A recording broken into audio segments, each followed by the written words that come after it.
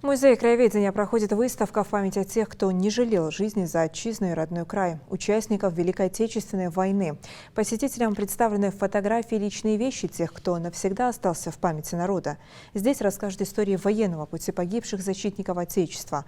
22 июня 1941 года фашистская Германия напала на Советский Союз. Более 20 тысяч ингушей были призваны в ряды Красной Армии. 6,5 тысяч из них так и не вернулись с полей сражений. Наши земляки воевали практически на всех фронтах Великой Отечественной. Это летчики Мурат Оздоев, Ахмед Мальсагов, Шервани Костоев, артиллерист Магомед Гирей-Зязиков и многие-многие другие.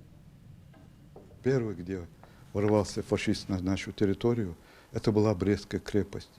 И в этот день Брестской крепости по разным источникам называют цифры 90 человек. Мы называем 140 человек. Оказалось ингушей в Брестской крепости. И они стали защитниками Брестской крепости. И этот стенд полностью об этих людях. 22 июня 2004 года для ингушского народа омрачилось еще одним трагическим событием.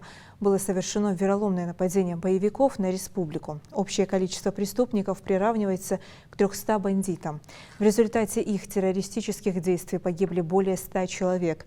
В Музее краеведения представлены различные материалы, а также фотографии погибших сотрудников и мирных жителей.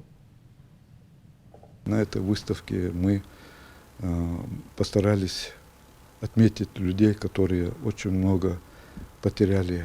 Мы знаем, 3 из одной семьи, 2 из одной семьи погибшие в этот страшный день.